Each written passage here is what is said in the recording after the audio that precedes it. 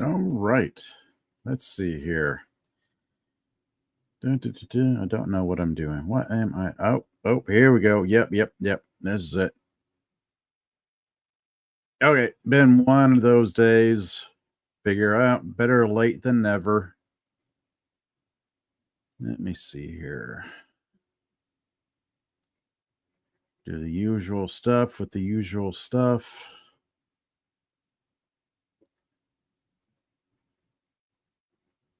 There we go.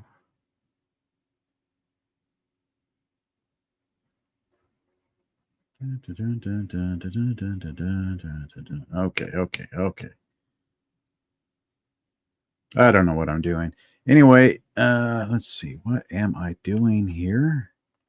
I'm going to do this. No, wrong button. Okay, better button. All right. So there I was, just messing around with a whole bunch of stuff, different ideas, playing around with a video editor that came with my distro of Linux because I had some ideas I wanted to put into my channel. Let's see, what am I doing? Back to StreamYards. So this is way different than what I'm used to.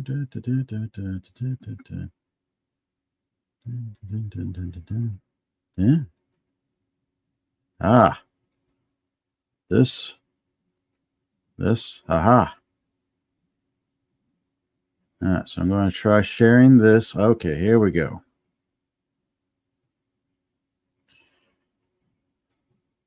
So there I was playing around with some ideas about what I want with my channel, playing with stuff.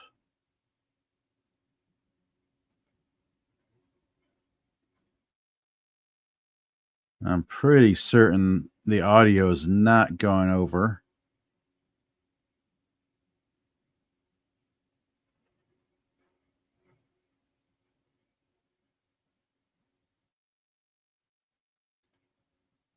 So far, so good. This particular program is called, what is it called? KDEN Live. Just your typical timeline, nonlinear editor that comes packaged with Linux or my distro of Linux. Pretty typical of your nonlinear editors.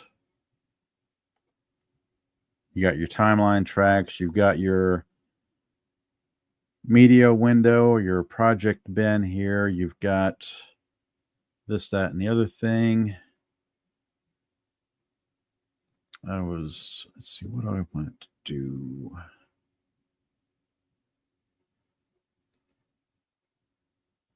What am I doing here? No, I don't want to do this.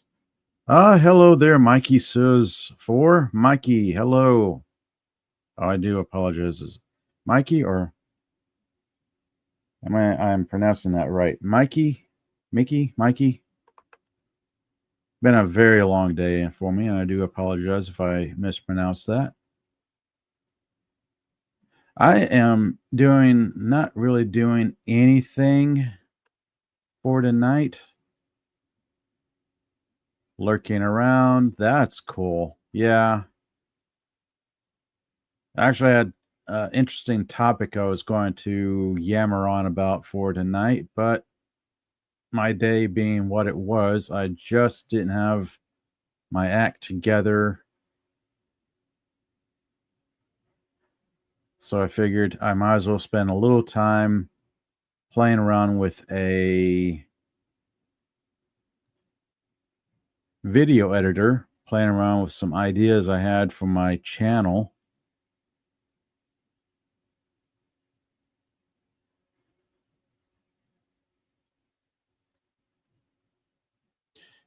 Mikey says, I'm in my typical overnight being up phase. Yes. Same here.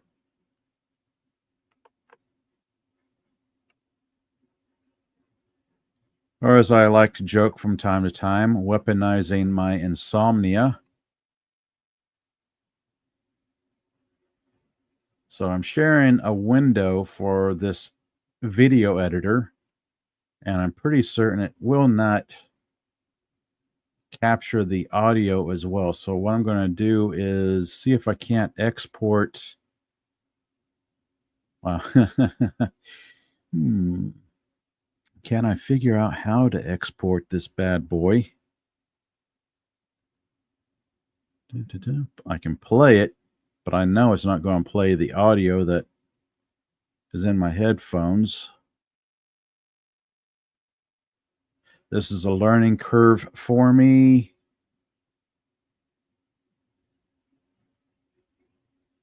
Oh, yeah.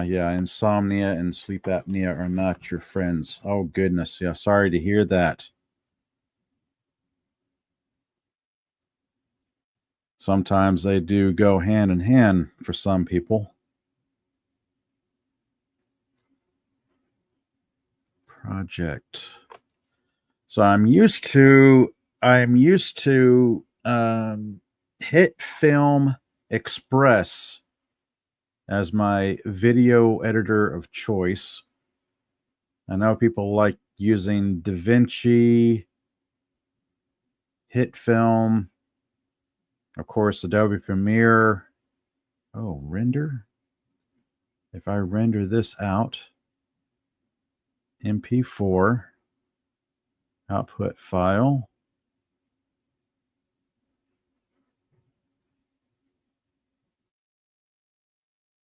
Render to file.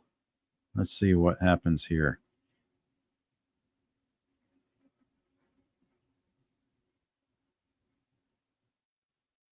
Oh, it seems to be rendering pretty quick. Mikey's saying, I got it from working too many overnights and being overly stimulated many times. Yeah, I can understand that.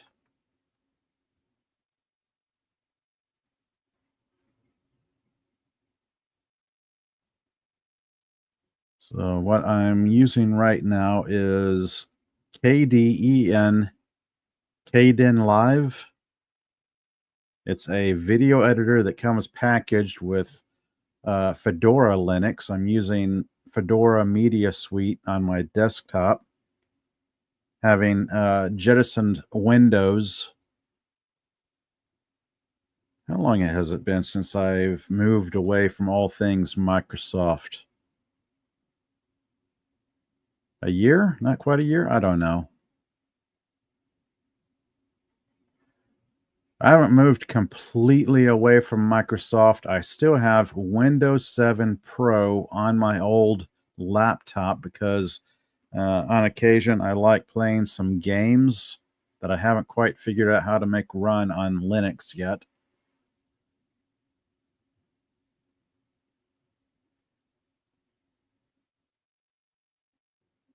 Anyway,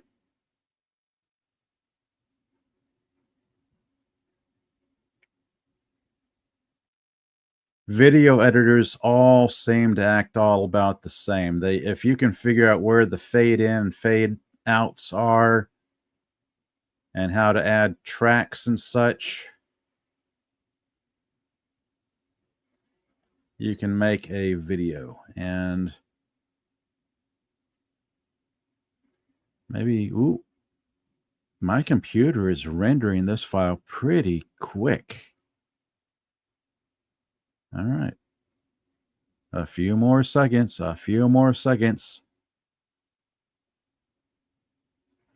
Anyway, hope everyone is doing well out there. All right. Open containing folder. There we go.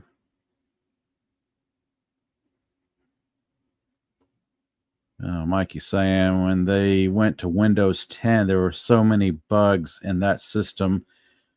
I was using up to Windows 8 and still was working. Yeah. I took a look at Windows 8, but it was such a radically different look and feel from Windows 7, what I was used to. I just couldn't deal with it.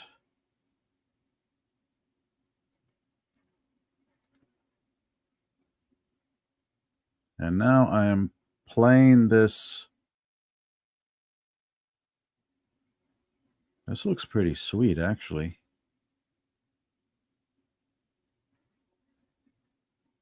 All right.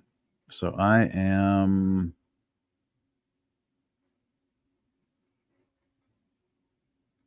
Okay, I'm going to back this video file up. Go and stop it. No, stop. Stop. All right. Now, let me see if I can share this video file.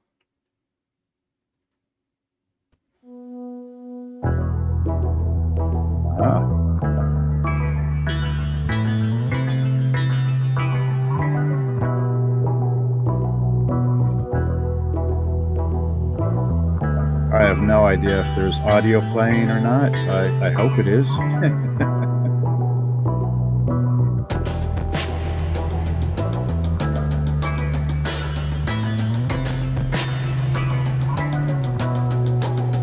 Oh, thank you for hitting the like. Very cool of you. I appreciate it. Be lurking around until you tire down. Well, I understand. I don't know what I'll be doing tonight aside from...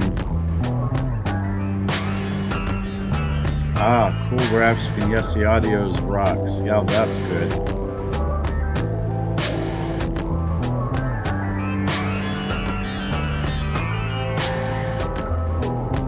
The audio is perfect. Oh, that's good. Because in my headphones, it sounds a little too hot. I actually lowered the audio levels so it wouldn't be overdriving. Let me back it up here. Start all over again.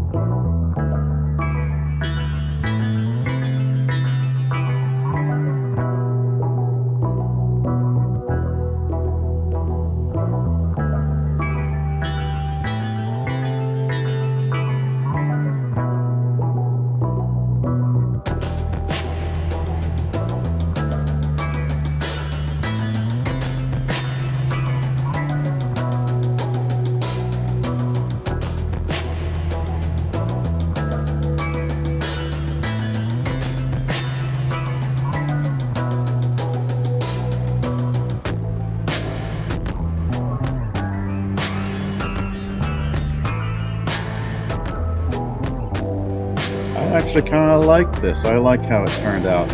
It is 2 minutes long, and I don't believe I'm going to let it go that long. I may short it down to a minute.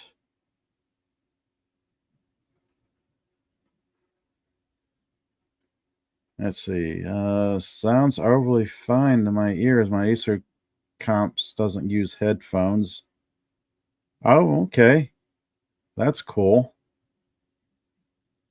The audio is perfect. Cool graphics. Yeah, I had to look around for like free assets and copyright free assets. Of course, there's plenty of canned music that comes with YouTube. So those are always good assets to use. This is actually a very simple video editor. This is surprisingly easy to use. I've looked at Blender. I know Blender has a video editing capability to it, but it seemed overly complicated. I stopped using Adobe products. Well, I stopped paying a subscription for Adobe products years ago. I'm going to stop that right there. So yeah, I aside from standalone Photoshop and standalone Adobe Lightroom, I don't pay a subscription fee for any Adobe products. I stopped that years ago. Of course, that means no Adobe Premiere, but that's all right. There's plenty of free options out there. Oh, Mikey's saying, are you having any live streams with panels going on in the near future? I am normally a co-host on Comic Relief Crusaders live streams Tuesday afternoons and Friday afternoons, 2 to 4 p.m. Well, I say 2 to 4 p.m. Central Time. I'm in the Central Time Zone, and of course, everybody else could be wherever they are, depending on where they are in the world. But yeah, I'm a co-host for Comic Relief Crusader Tuesday afternoons and Friday afternoons.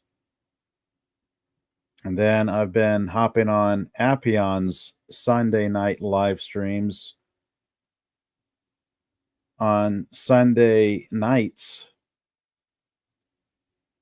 since Appion, myself, Carla Burton, and Padawannabe have been enjoying Farscape, which is an excellent, excellent sci-fi series. It's one of the few sci-fi TV shows that I just hands down recommend. It is an amazing TV show. For those of you who have never seen it, have no idea what Farscape is, it's easily in my top 5 all-time favorite sci-fi TV shows. That's just how good a series it is.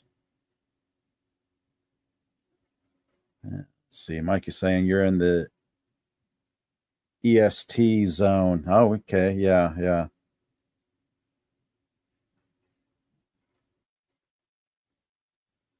Let's see. Myself, live streams. I normally do a solo live stream, like, of course, Monday evenings and Wednesday evenings. Oh, goodness.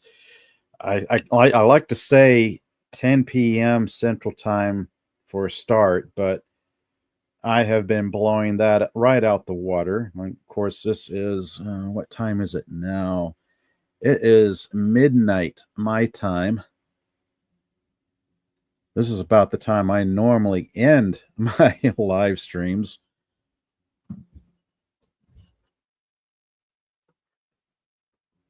Yes. Farscape was the Brian Henson Creature Show puppets that he took from his, the Jim Henson Company, or the Brian Henson Company, did the puppetry and special effects for Farscape. Honestly, it's some of the best practical effects I've seen in a TV show in quite some time. The puppet work is so good that once you get into the show, you will forget that you're watching puppets.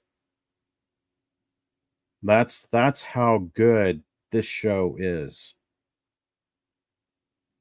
It is so immersive that it is just completely unbelievable how well it is. Let's see. I was playing around with that. I may do more to this editing. Let's see. Go here. What am I doing? Bunk.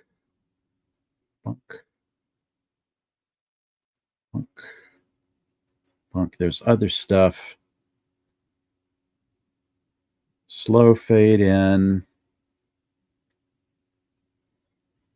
Yeah, definitely good. It's just sad that the Henson Group sold out to Disney afterwards.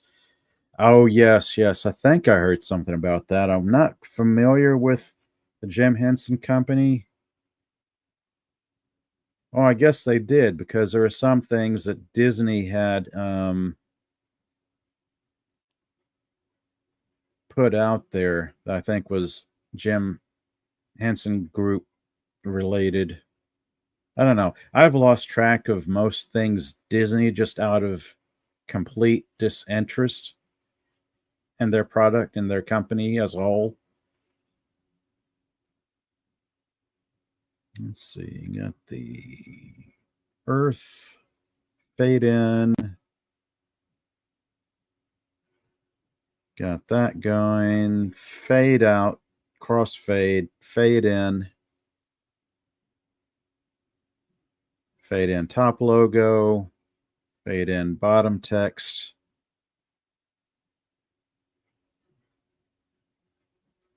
Right at the minute mark. There's something else I want to do to this. Mikey saying you've been following the Muppets since Sesame Street days. Now even the yes, pretty sad times. Pretty sad times indeed.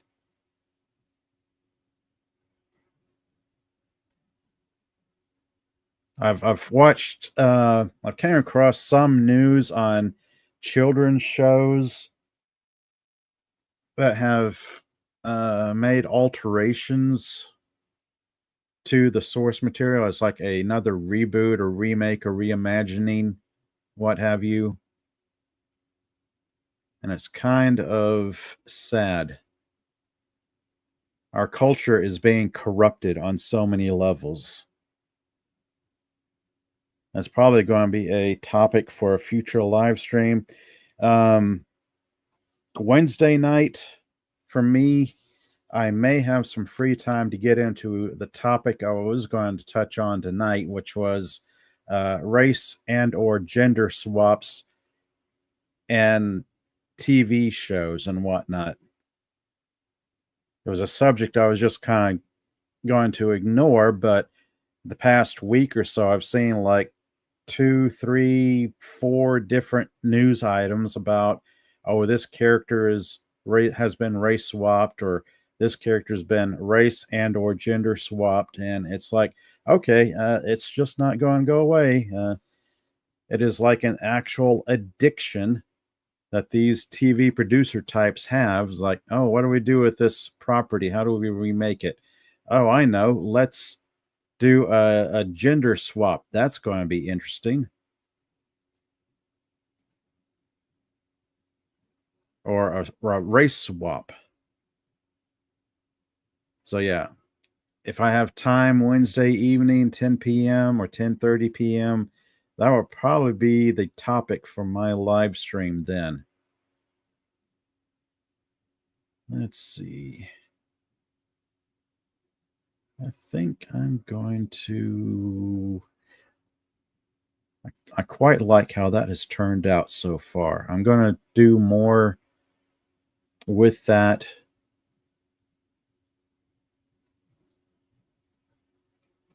Yeah, Mikey's saying all bad ideas, at least the last 20 years. Yeah, we haven't had really good sci-fi TV in the past 20 to 30 years. I kind of look at my dividing line has to be like, well, oddly enough, it kind of works out. I look at events that took place from like 1970 to 1990. That's like a block of time for entertainment. And then from 1990 to current day. That's kind of how I divide up the entertainment I watch. Things from the 80s and 90s were pretty decent. Things from 90 to the early 2000s were pretty good. And then from like 2002 on, it's like things have just gone off the cliff. It's like, nope, we just can't have quality entertainment anymore on TV. Let's see. Oh yeah. Star Trek Enterprise I quite enjoyed that. Up to the last episode of that show, because even if I sit down and rewatch that series, I'll get up to the last episode and stop. I refuse to watch that episode again. There's so many things they built up on that show throughout all the seasons, and it's like the last episode just did away with them all. Now, from 1990 to current day, some of the best sci-fi I've watched on the small screen have been Babylon 5, Farscape, Dark Matter. Let's see, what else could you say? Those are the big three for me. Babylon 5, Farscape, Dark Matter.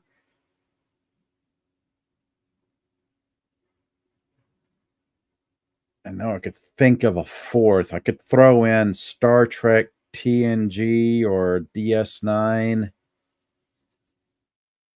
from like 1970 to 1990, that era. I could say just about anything from the 80s, like Buck Rogers, Space 1999, Season 1, Star Trek TOS, of course. You can't leave that out. Let me see here.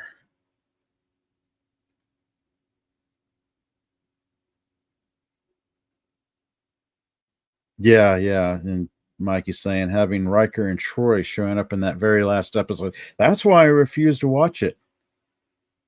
It was like they turned the last episode into a holodeck adventure, or like just like sit down in front of your TV and watch a documentary about events from the 1930s or 1940s. That kind of just trivialized Enterprise. That last episode just undid everything. Plus, there's a lot of character development going on from the first season to the last that was just brushed aside, undone.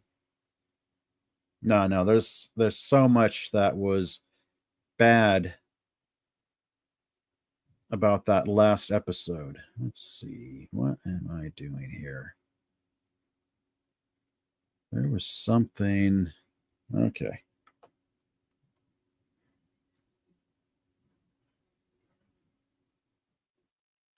Sci-fi TV shows. I know since I have my browser up, I might as well just dive right into something here. Let's see.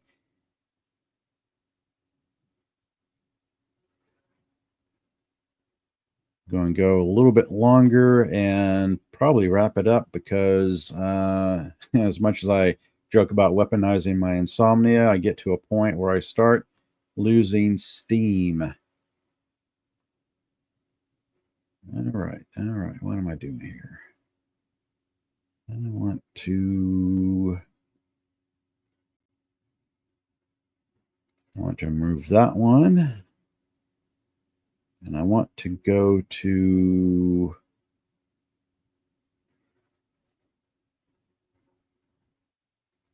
let's see.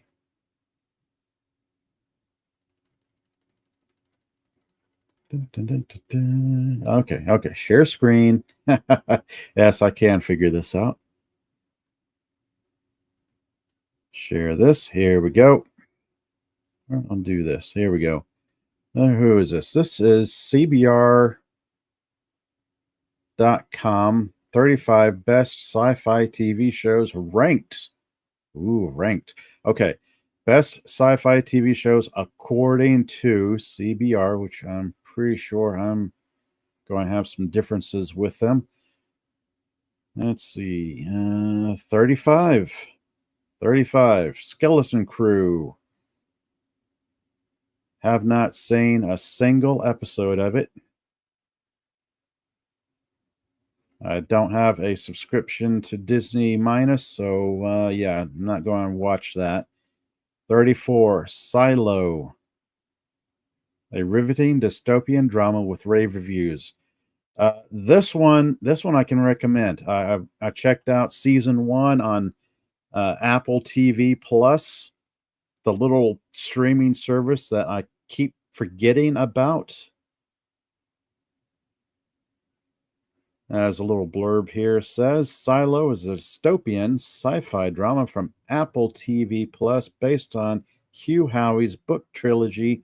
The series depicts a post-apocalyptic landscape where the remains of humanity lives in large silo-like structures under the Earth's surface. So yeah, just imagine like a corkscrew type silo that's like 144 levels deep. It's like a mile or so underground, or a mile that goes down a mile or so into the surface. Let's see. To keep order, the people in each silo are bound to strict rules and regulations, which they are told exist to protect them. Silo stars Rebecca Ferguson as Juliet Nichols, an engineer who uncovers secrets that the rulers have been trying to keep from the people for years. So yeah, interesting show. Has some interesting twists to it. Mikey's saying, unfortunately, we don't use Netflix, Paramount Plus, Apple TV, Hulu, or Tubi. Oh, gotcha. Yeah, it's with as bad as some of the programming can get. It's hard to justify paying out a subscription fee for some of these shows or some of these streaming networks. Let's see, 33 Severance immediately hooks viewers with a killer first season. Yeah, okay. Interesting concept.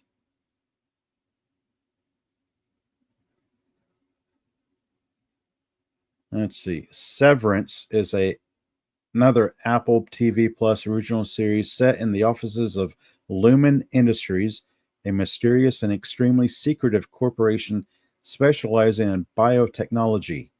The Lumen employees all go through a process known as severance to ensure that they keep their projects hidden. While in office, they can remember nothing of their lives outside and the blah blah blah. Let's see. While outside the office, they can remember nothing of their work. However, things start to bleed over for Mark Stout as he begins to question why he came to work for Lumen in the first place. So yeah, the severance procedure in this show is a operation, brain operation, where they use a technology or chip or whatever in the brain that kind of severs your memory. So you have one set of memories for being at work and then another set for being outside of work. Just imagine driving to work, going to the office, and the moment you step inside the door to your office, boom, new set of memories. And it's like you've forgotten who you were, what you're doing, and the outside world. You're a completely different person in the office.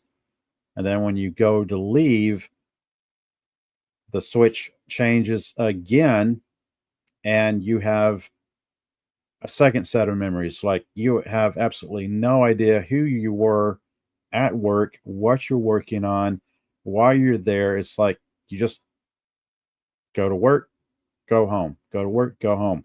It was an interesting series because it was a pretty good example of abuse of technology. However, the last few episodes kind of tripped me out because they started throwing in some occultic elements that I was not expecting. And I was like, okay, this kind of went off the rails for me because I don't like depictions of occultism in TV shows or movies. But from a standpoint of abuse of technology, that's a pretty good take on it. It's like this is oh goodness, it's hard to recommend this series because of the occultic messaging they have in it. And it's like I'm not even watching season 2 of it. Season 2 is out. It's kind of trippy. Let's see. 32. Black Mirror borrows its format from the Twilight Zone. I don't even know if I've seen an episode of Black Mirror. 31. Andor. Marks the most mature Star Wars project in years.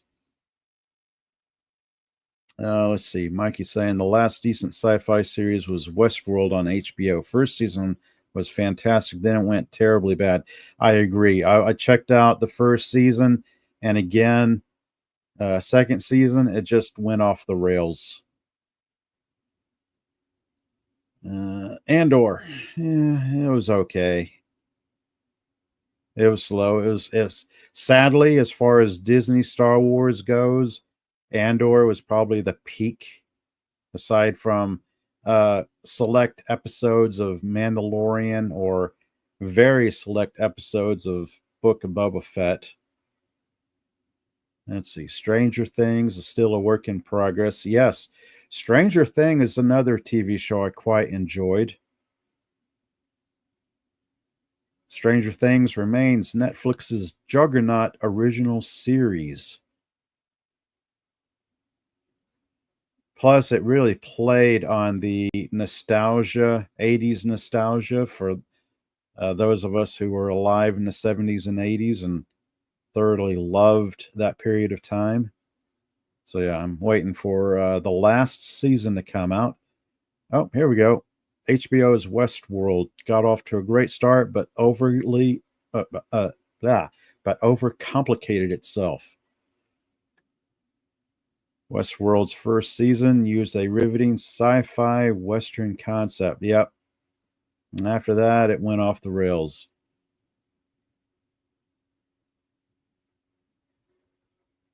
Let's see. Mike is saying, you haven't even reached my sci-fi series tops that I enjoyed. Yeah, this list 28 is Lost. To this day, people are still talking about Lost.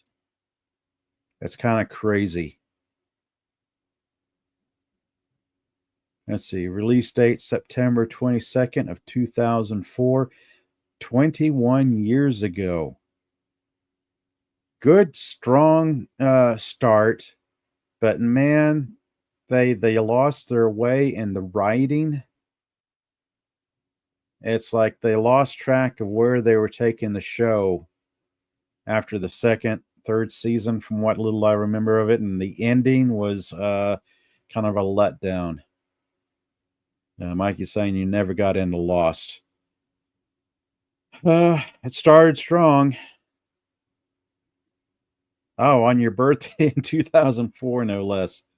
Yeah. Let's see. Number 27, Lost in Space. Oh, that's a classic one. Lost in Space was reimagined, remade, rebooted on Netflix. Skip it. It's just not worth checking out the remake.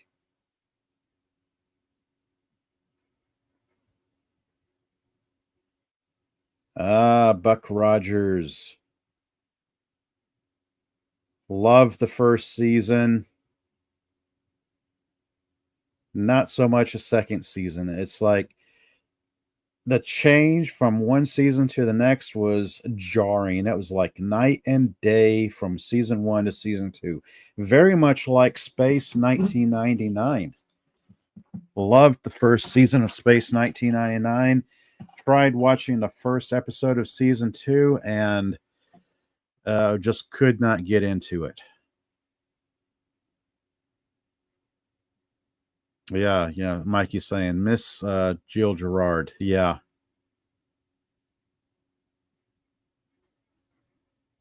Red Dwarf, number 25, poked fun at space opera pomposity. Yep. I've seen a few episodes of Red Dwarf here and there. British sci-fi satire, sci-fi parody. Been on a long time. I think it's still going. Yes, a new season of episodes is slated for 2025. Let's see. Release date February 15th of 1988. So yeah, 1988 to current day, Red Dwarf, typical British sci-fi comedy parody.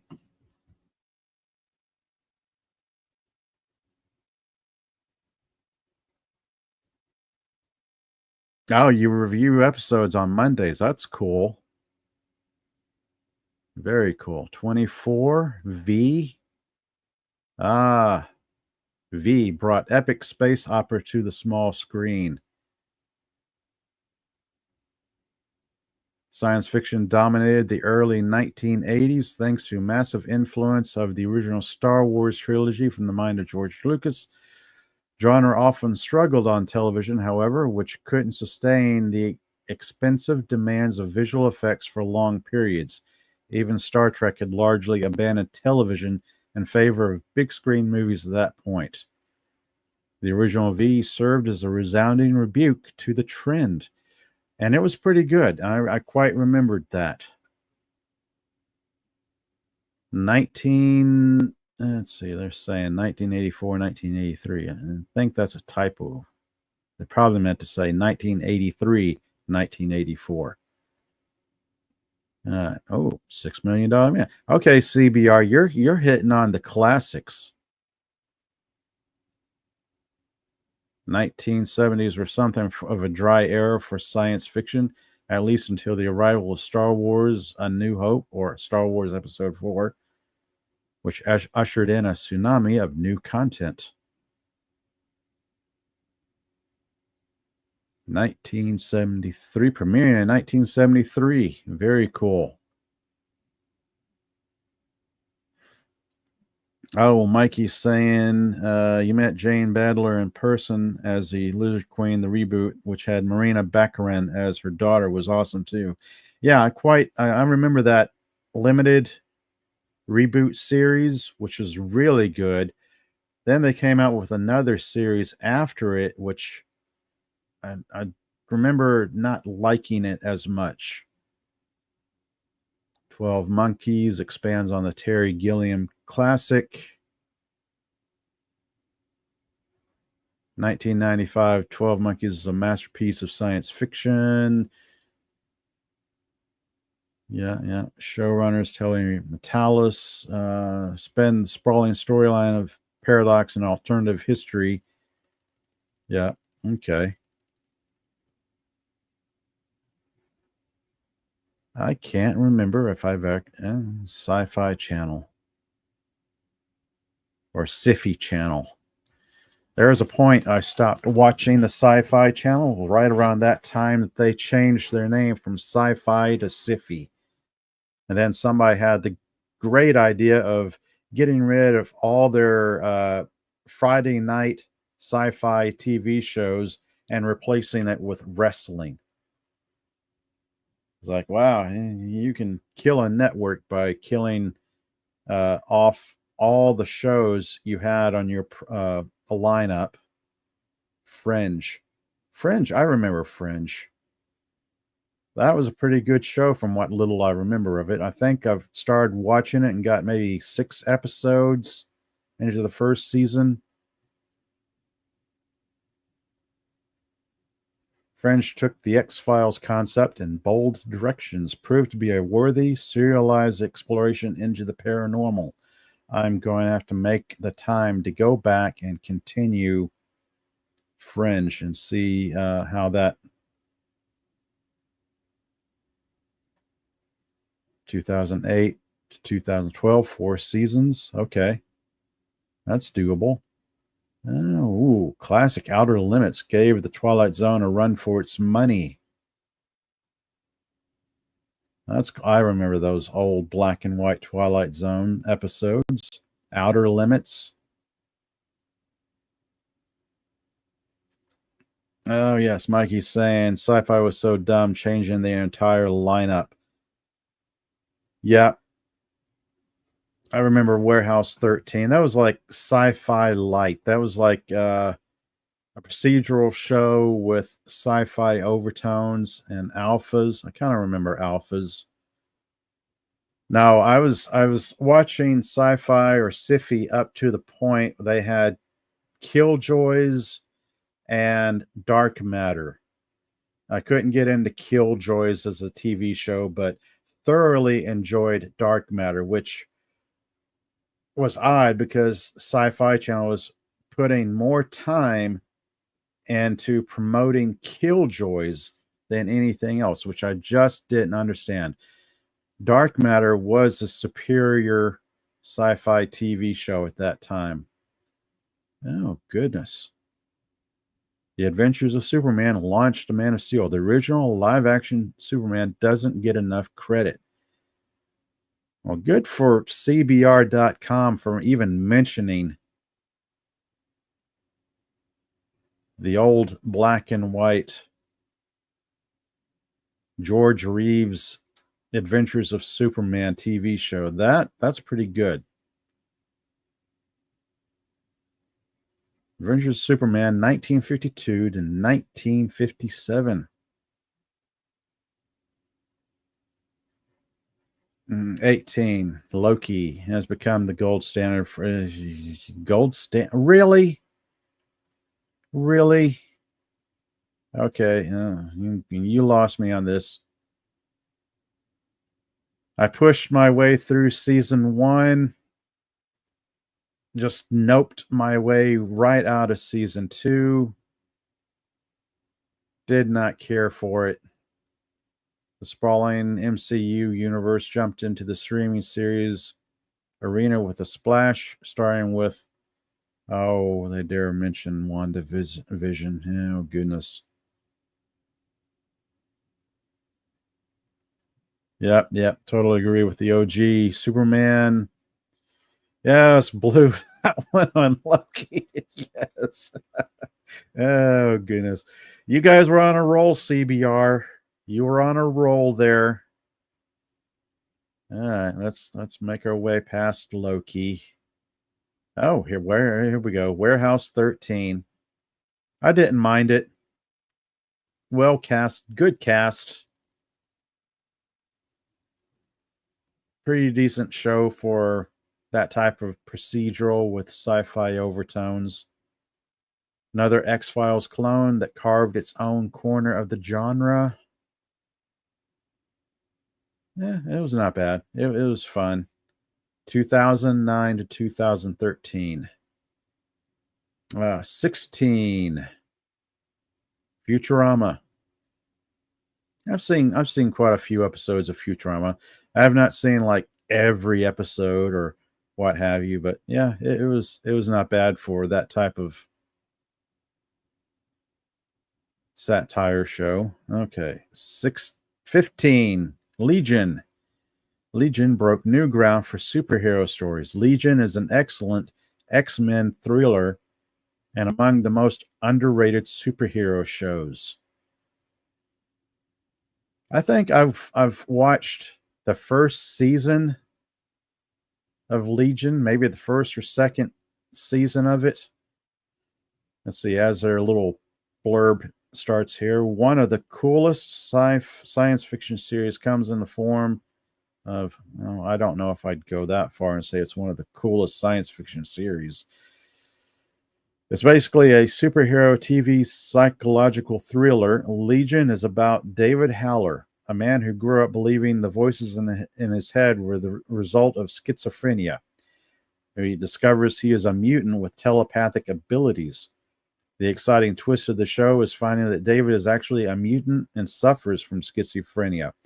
And in the comic books, he's like the son of Charles Xavier. So yeah, there's like a X-Men comic book tie-in there. Let's see, 3-season run, 27 episodes. Okay. I know I've seen the first season, maybe most of the second season. I have not watched the third season. I may make the time to go back and check out the third season of it. It was kind of trippy, kind of weird. I would not say it was one of the coolest sci-fi shows because I reserve that title for other shows. But this one was not bad. 3 seasons. Let's see. The Prisoner was a daringly different sci-fi concept. Yeah, that wasn't bad. Prisoner ambitiously mixes several themes and subgenres. I'm not quite sure if I dug those themes or not. It kind of played on some themes that didn't appeal to me. I don't know if I'll go into that in a future live stream or not. Anyway, September 29th, 1967, 17 episodes. Goes pretty quick. British science fiction television has a small presence compared to U.S. television, but still delivered its share of inspiring series. A Prisoner stands among the very best. Despite running just a single season of 17 episodes in 1967, Patrick McGoohan plays a British intelligence officer who resigns from his post only to find himself trapped in a surreal village whose residents cannot leave. Espionage shows were very big when The Prisoner was released. James Bond was the undisputed king of the pop culture cage at the time, but nothing looked or felt quite like it. The Prisoner became equal parts paranoid thriller, social satire, and sci-fi meditation on the nature of free will. It probably couldn't have lasted much longer than it did. Yeah. Let's see. Oh, Firefly. Okay. Good to see they're at least getting into Firefly at 13. I might have placed that a little bit higher than 13. Joss Whedon's sci-fi series is still beloved. Yep. Now, if you want to call Firefly peak Joss Whedon, I don't know. You could. I mean, looking at Joss Whedon's career from like Buffy the Vampire Slayer, Angel, Dollhouse, a few other TV shows he's worked on, and of course his run at the MCU. I'd have to say this is probably somewhere around his peak, the peak of his career. And of course, it introduces us to his witty dialogue, the banter the characters can rattle off at one another, Whedon speak. Of course, everyone under the sun tries to copy Whedon speak. But of course, the only one who can do it is Joss Whedon. And he does it sparingly, which is probably why it's quite memorable. The character interactions, the dialogue, the catchy banter, best used sparingly, which I think Whedon did with this show. Anybody who tries copying that, it just kind of falls flat. Yeah, Mikey's saying, yeah, Dollhouse. Dollhouse was an interesting show. Honestly, kind of a scary concept because you get into, again, the theme of abuse of technology. And for lack of a better term, programmable people. Wiping out or removing somebody's memories and placing new sets of memories into them and sending them off to do missions and whatnot. That was like the gist of Dollhouse. Oh, goodness. Max Headroom was too innovative to last. This is one of, if you want to talk about essential 80s, Max Headroom was it. I will still go back and enjoy episodes of Max Headroom. Even so, Max Headroom's dystopic stylings and thoughtful commentary hold up. And boy, do they. Like The Prisoner, Max Headroom is a show resolutely ahead of its time and similarly was canceled after just a single 14-episode season. Its title character was created as the fictional host of a music video series in the mid-80s. A short made-for-TV movie was filmed establishing his origin story as an AI created by accident and a dystopian future controlled by large television corporations. Yeah, imagine a dystopian future where everyone had TVs, if your TV had an off button, you could go to prison for having an off button on your TV. It had to stay on all the time. Let's see. The show depicted Max partnering with his human template, a crusading journalist named Edison Carter, and his allies as they attempt to expose the truth and corruption of their world. Max Headroom proved a brilliant catalyst for the growing cyberpunk subgenre, and in its fourth wall breaking hero, found an ideal way to make it fun as well as thought provoking.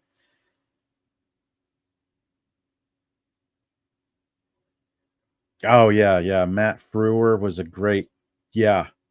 Matt Frewer was Max Headroom. A couple of years back, came across something about a possible reboot or remake of Max Headroom, and I haven't seen anything on it since. Of all the TV shows from the 80s that uh, people like to mine for reboots and remakes and reimaginings and whatnot, I considered Max Headroom to be reboot proof. That show was just so out there, so unique, so 80s. It's it's almost reboot proof. There's no way you could adapt it to modern day sensibilities and have it work.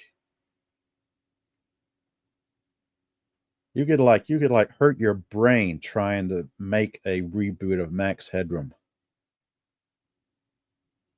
Ooh, MST3K. Mystery Science 3000 is a love letter to sci-fi. Loved it. Loved the original series. Don't know how many episodes of the original series I've watched. A good chunk of them, including going to a theater with a group of friends at the time and checking out the MST3K movie that was released in theaters. It can be hard to classify MST3K as a sci-fi series in of itself, since the central point is humorous meta commentary on some of the worst movies ever made. The creative forces behind the show have continued with efforts like Riff Tracks, which drops the overarching premise and delivers the gags, and no attendant loss of creativity.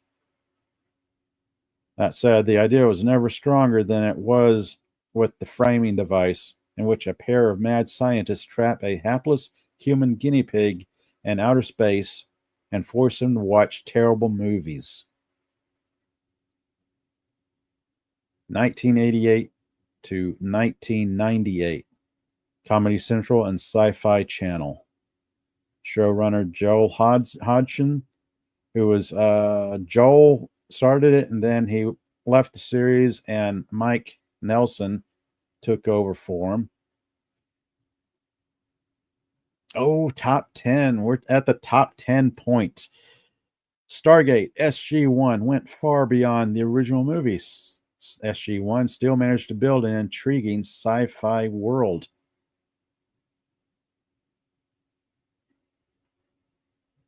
Mikey saying MST3K, we got a group that does a similar concept with other films on Saturday and Sunday afternoons.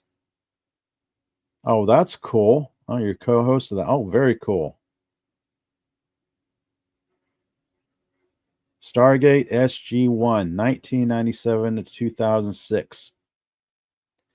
This was one of Sci-Fi Channel's TV shows they had on what they called Sci-Fi Fridays. It was like Stargate, Farscape, and then Lex, or some other TV shows. They had like a block of sci-fi shows on Friday nights. That was a great period of time. And then all went wrong. It all disappeared. Somebody had the great idea of putting wrestling on Friday nights, and Sci-Fi Channel just went downhill from there.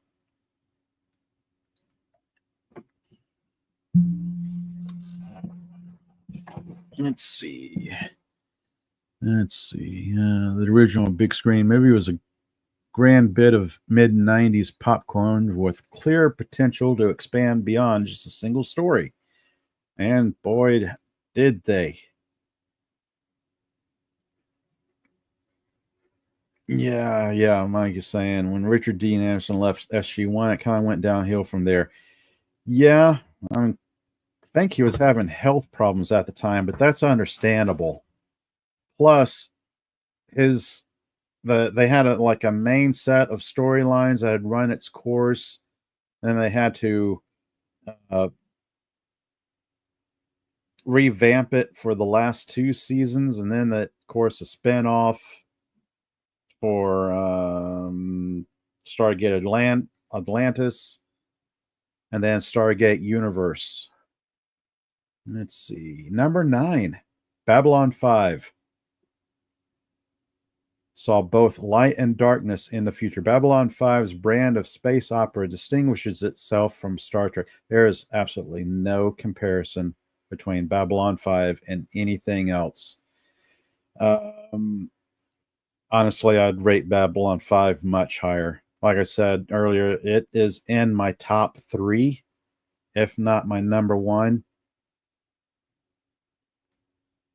Babylon 5 arrived in the wake of extraordinary success of again, it's like, yeah, here's this. Then showrunner J. Michael Straczynski determined to tell a different kind of story. He conceived of Babylon 5 as a space opera that told a centralized story with a beginning, middle, and end.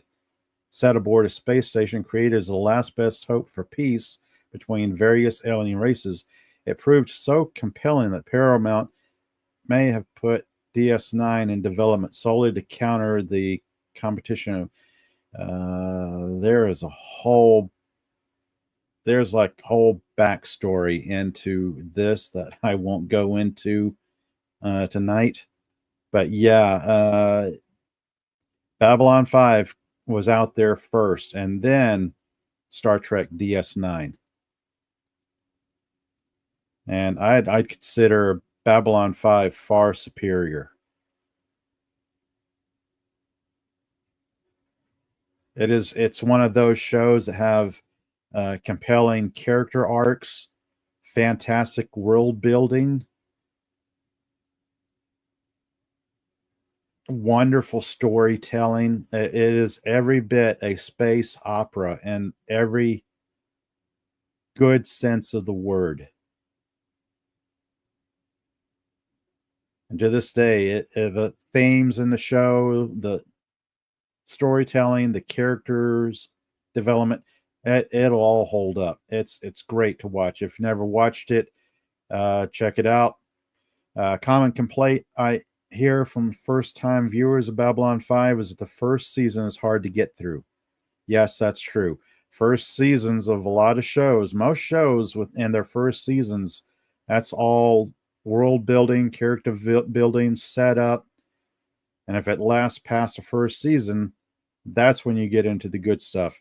Season 2 of Babylon 5, that's where it shifts gears and takes off into the main storyline. It's one of the best shows I've ever seen on TV.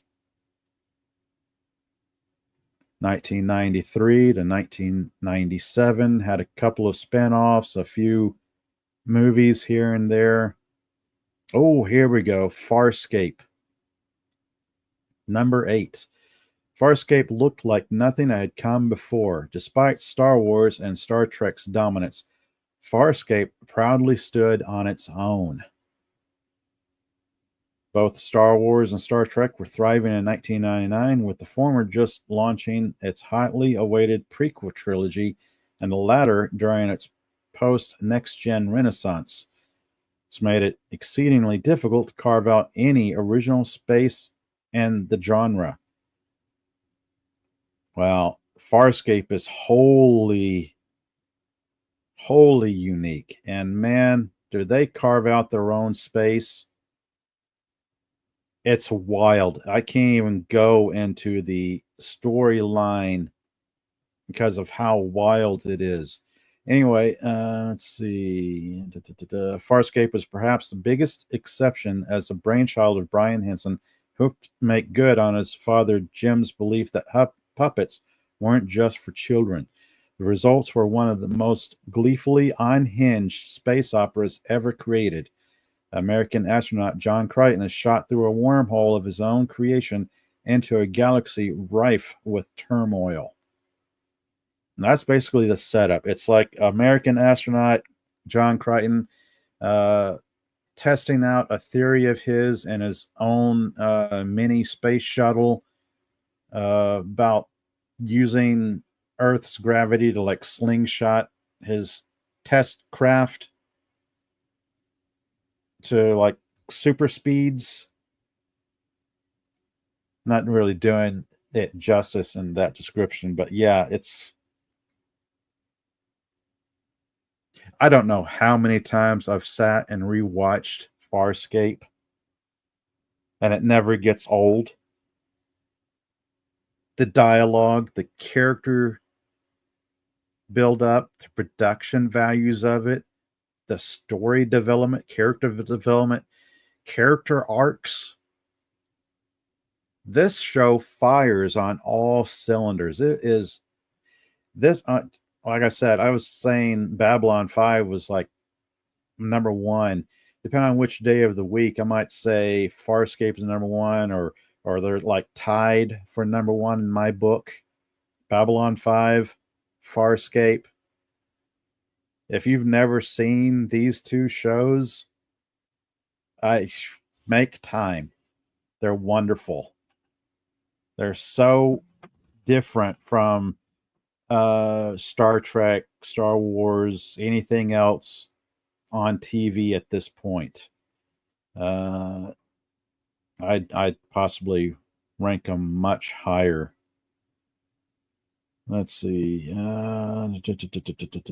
Catch up with the chat here. Richard Dean Anderson, Mikey's saying that. Oh, James Caserta, hello there. Good to see you in the chat. Thank you for joining me tonight. You like Sinclair better. Yeah. Yeah, I liked Sinclair too, but the other his name escapes me at the moment. I didn't mind the replacement for Sinclair. And Mike is saying Bauer played in SG-1, then in Atlantis. And then came Farscape. Oh, Ben Browder?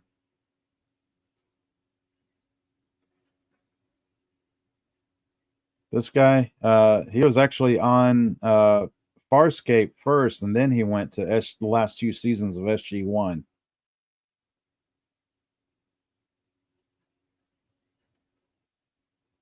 I didn't like the lead. Yeah. Going by memory, I want to say Browder. I could be wrong in that. I'd have to like look it up. Been a long day and going on memory here. Yeah, but Farscape, excellent show.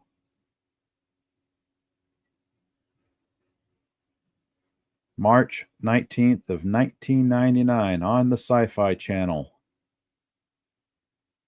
Okay, Quantum Leap, number 7. Okay, not bad. Quantum Leap, that was a good one.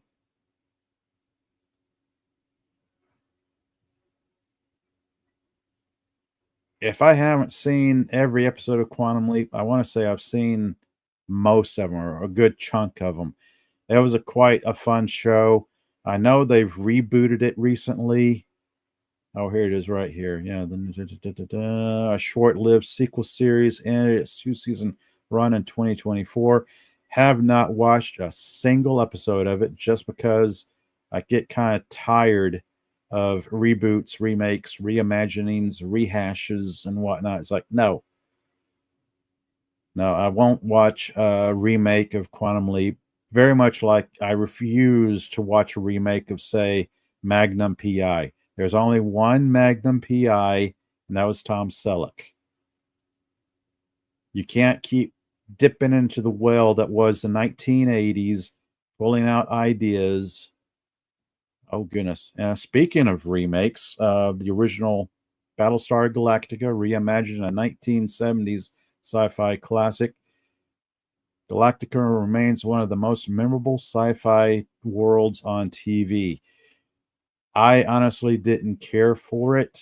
They made too many changes to the source material. And by that, I mean the original Battlestar Galactica, not Galactica in 1980, because I refuse to acknowledge that show. It wasn't bad. I liked the updates and special effects, production values, all very good.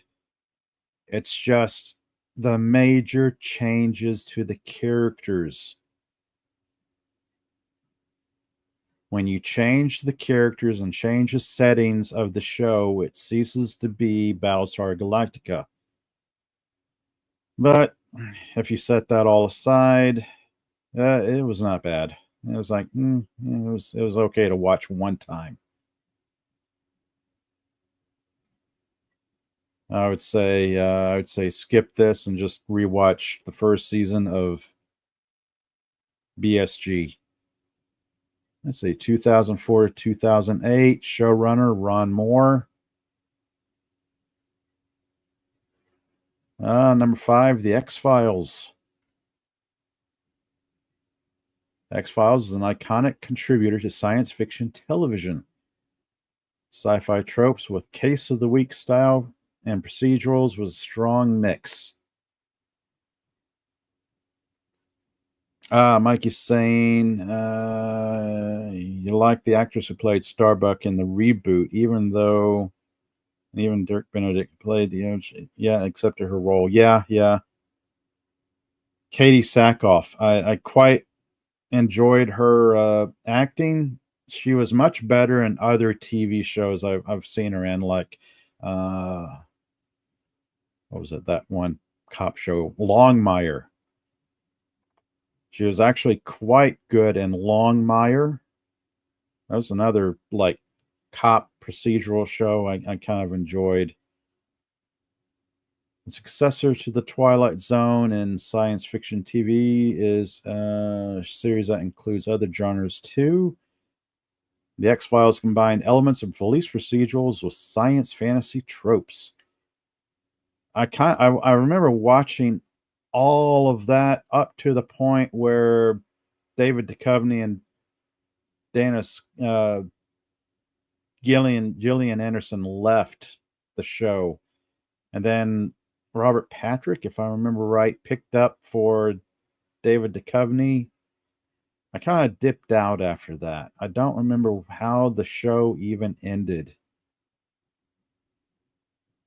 I do remember it starting strong, like a lot of good TV shows from way back when. They start strong and then they kind of lose their way, which is kind of odd.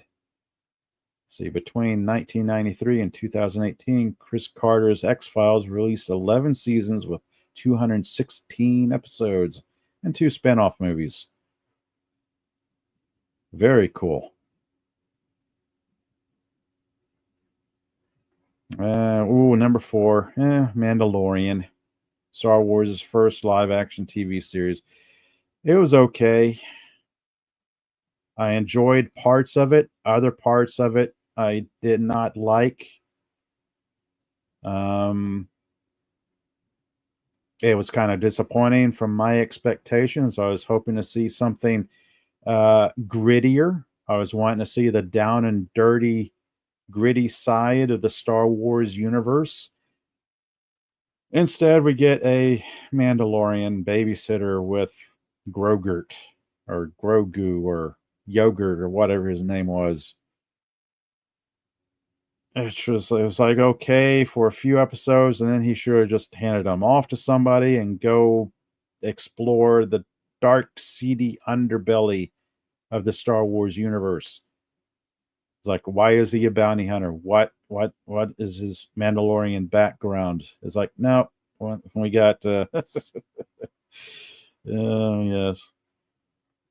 Number 4. There's so many shows on this list I would have put at number 4. Anyway, we're getting close to the end here. I want to thank you all for joining me tonight, whether live, lurking, or you catch me on a replay.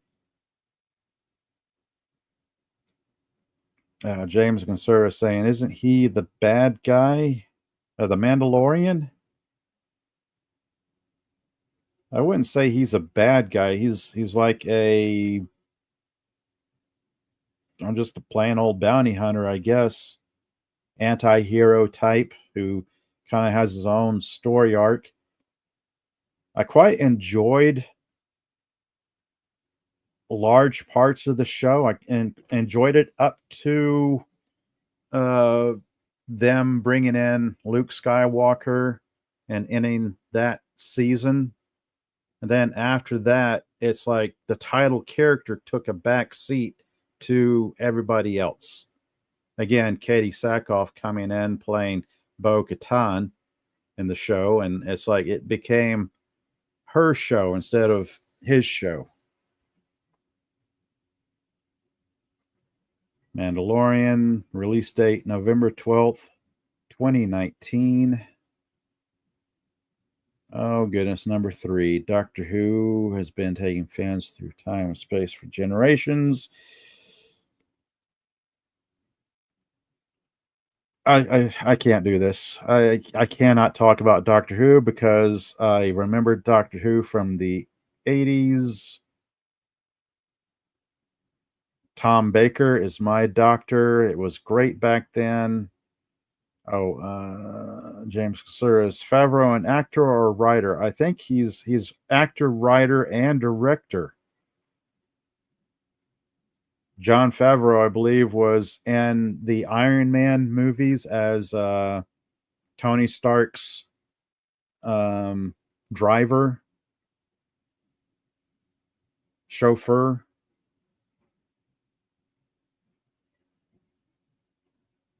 So yeah, he's actor, writer, director. He's anything he's done is usually pretty good. Anything Jon Favreau has had a hand in, I've quite enjoyed. Oh yes, Mikey's saying Tom Baker. Yeah, Fourth Doctor, my doctor as well. Yep. Yep, that's where I picked up Doctor Who from. Tom Baker is like this eccentric time traveling alien with this ridiculously long scarf, large curly hair, and big teethy smile. But since BBC has gone out of the way to kill Doctor Who as a franchise, I've lost all interest in it. And apparently, by viewership numbers, a lot of fans have felt the same way because somehow this show is still going on, even though you could say it's on life support. If that, it's I could see where they're going with the Capaldi era of Doctor Who. I quite enjoyed Capaldi as the title character, but the writing and where they were taking the show, it's like, oh no, it's going to be bad, and it was. Anyway, number 2 on this list, Twilight Zone. Wasn't afraid to take risks in the sci-fi department. Yes, quite enjoyed Twilight Zone way back when. Created by Rod Sterling in 1959, running for 5 seasons with 156 episodes. Twilight Zone accomplished what all science fiction should try to do. The best science fiction stories provide social commentary on the current world. Yep. Plus, it was fun and imaginative. It captured your imagination and took you to new worlds. Kind of just captured your imagination, took you for a fun ride. Twilight Zone. All right, number 1, Star Trek is a quintessential sci-fi series. Okay, I'll buy this. This was good. Star Trek TOS, the start of one of the biggest sci-fi franchises in pop culture history. Well done, CBR. You've capped off your list with a suitable number one here. Star Trek TOS. There's TNG. There's DS9. There's Voyager. There's this show that I've not watched a single episode of and probably never will. Back to TOS. Yep.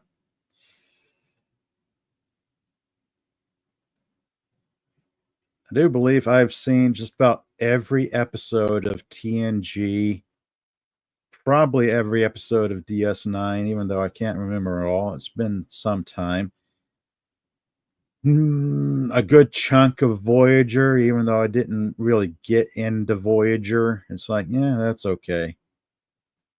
And whatever this is, the sad thing is that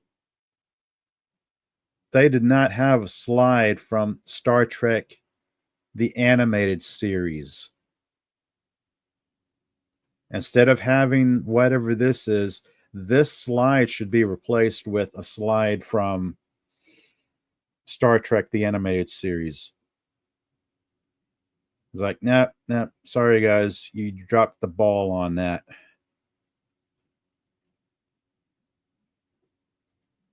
Wow, that's cool. You've seen every episode of TOS, TAS, TNG, DS9, Voyager, and Enterprise. Yeah. Yeah, every episode of TOS, a few of TAS, probably all of TNG, most, if not all, of DS9, a good chunk of Voyager, and every episode of Enterprise as well. Except for the last episode.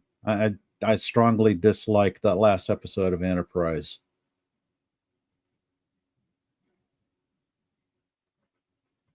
Let's see. Following TOS in 1987, Next Gen. So yeah. Good list here, CBR. This is CBR.com. This is their. Let me scroll back up here. Where is the scrolly, slidey button thingy? Scrolling. There we go. Back to the top 35 best sci-fi TV shows ranked. Not a bad list. There are some I would have placed higher than they were. Some I would have placed lower than what they were, but that's how it goes. Oh, let's see. The lovely Sherry. Hello there. Good to see you in the chat. Don't believe I've ever seen you in my chat before. So welcome. Thank you for joining me tonight. Everybody's saying hello there. Hello, one and all. And once again, I want to thank you all for joining me tonight. This is much later than what I normally start on Monday nights anyway. So I really try for like a 10 p.m. start time, but I've been blowing that out of the water with my crazy scheduling and stuff I do outside of YouTube. Let's see, as I kind of wind things down, because I see I've been rambling on here for almost an hour and a half. Let's see. I want to thank you all for joining me tonight. It's so good to see you all here.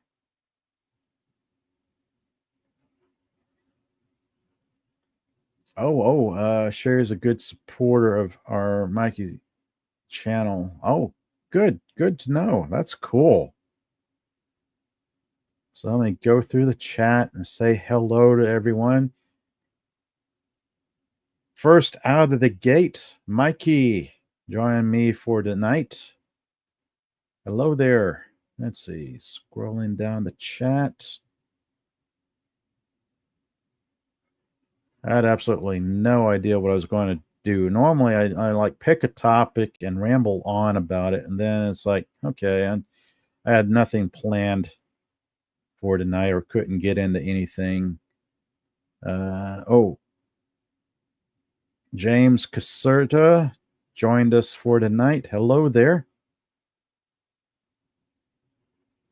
Thank you for joining me. So it's Mikey, James Concerta,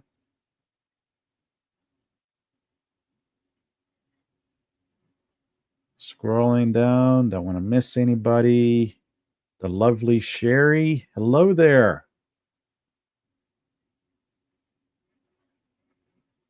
Well, very cool. Thank you all for joining me tonight. I'm going to wrap it up for tonight. I'm feeling myself starting to drag. I occasionally like to joke about weaponizing my insomnia, but when I start running out of steam, that's when I start dragging, and that's what I'm doing right now. And tomorrow's going to be a busy day, so I got to get up and get going and do all the stuffs. Let's see. Anyway, thank you all for joining me tonight. Quite enjoyed seeing you all in the chat. I get my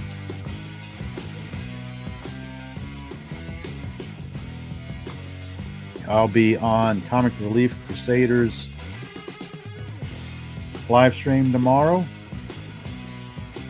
at 2 p.m. Central Time. And then on Wednesday night, I will think of something to talk about Wednesday night or ramble on about. And then Friday afternoon, back on Comic Relief Crusaders channel, 2 p.m. Central Time, or whatever time zone you're in that works out too. Saturday afternoons, I try talking about all things comic book related. Or I talk about comic books I've enjoyed over the years, or just simply bagging and chatting about some comic books from my collection.